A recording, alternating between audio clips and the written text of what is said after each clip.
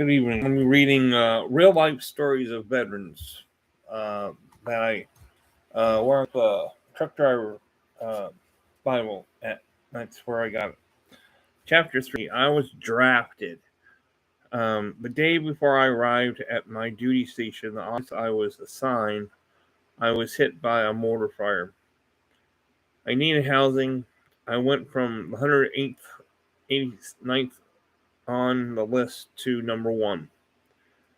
I was given a job when nobody was hiring. I later found out that they were to hire 50 Vietnam veterans that day. I was only 12 years old when I accepted Jesus into my life. My parents took me to the church most every Sunday, but it was only to me a ritual, something that we need to do to be social acceptance in the community. In the fall, when I turned 12, I attended a children roundup where God spoke to my heart. I accept what Jesus did for me by giving his life to cleanse me for my sins. When I acknowledged him as the Son of God, I often stumble like a child, but God is always there to pick me up when I ask.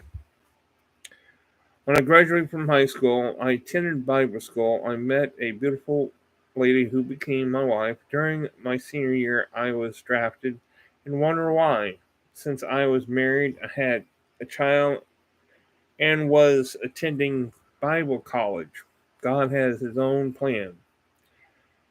I trained for the military action in a clerical position and was delayed 2 weeks before being sent to Vietnam.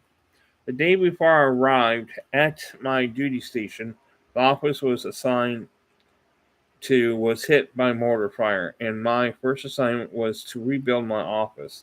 The summer before that, I worked for my wife's cousin who was building contractor, and it gave me knowledge experience.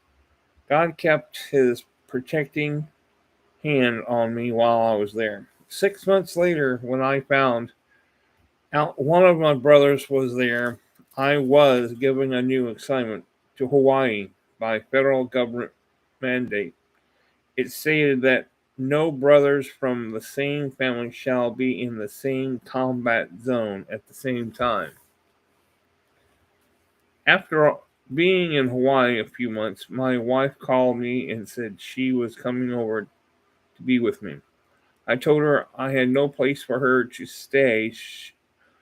She said she would sleep on the beach if she had to, which authorities would not allow. That afternoon, Sergeant Major came into the office and told me that they had substandard housing,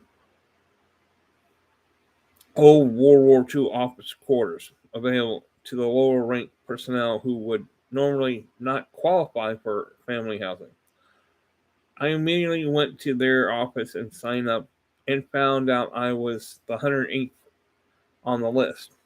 This was Friday. On Monday, when I opened my office, the phone rang right at 8 a.m. When I answered, it was family housing asking if I had gone back to mainland stateside after leaving Vietnam. I told them that I came directly from Vietnam to Hawaii to my next duty station. With that being said, they told me that my eligibility start date, I left stateside before going to Vietnam. Therefore, I went from 189th on the list to one. They told me I could pick up the keys with my wife when she comes.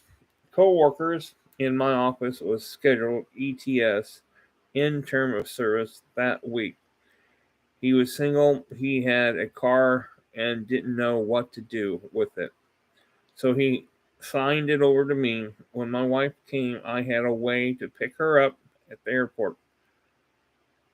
We went directly down to the family housing to get the key.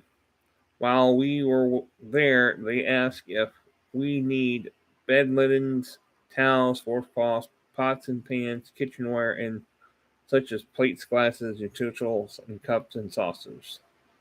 Everything was completely furnished. They called it as Aloha Kit. It costs us nothing. We can use it for 6 months until we get settled in. If we still need it after that, we could go in and sign for the other 6 months. God, God was, and it's super good to me. When my ETS was complete, we returned to North Dakota in January, where we went from 86 degrees to 36 below zero in the North Dakotas. We had 5 months preemie baby. I was concerned what the drastic change in the temperature would do to her, but God took care of her. From 4 pounds, 11 ounces at birth to how she grew, a miracle only God could do. A few years later, we moved to Indiana, where I grew up as a boy. I had no job lined up there. No companies were hiring. I picked up an application for several different places and was told to take them home, fill them out, and bring them back and to drop them off. Didn't call us. We'll call. Don't call us. We'll call you. Last place I went to say to just fill it out at the desk over there and bring back to the window. So I did. They looked it over and asked me to take a physical exam. That afternoon, when I passed my test, they told me to show up on Monday at 7 a.m. I was provided a protective equipment and started to work that day, even though nobody was hiring. I later found out that they were told to hire 50 Vietnam veterans that day. God had this all planned out, way ahead of my human thinking. I spent the next 33 years with that company. We also had brought our home with the VA loan. I'm retired now. During that time, later my wife and family traveled the states and other countries. We didn't we did evangelistic work in the word and the song on weekends and also had vacation time.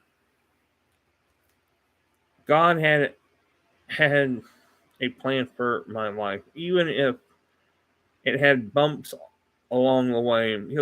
He keeps his hands upon me when I acknowledge him. That doesn't mean I don't have problems, but he'll be there with me every step of the way. He has plans for your life also.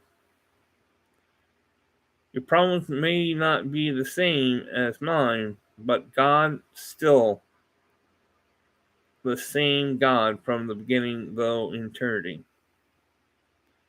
He'll help you through your tough times. He'll never leave you nor forsake you. I love him so much, but never as much as he loves me. He loves you as the same as he loves me. Trust him today. Let's see how many.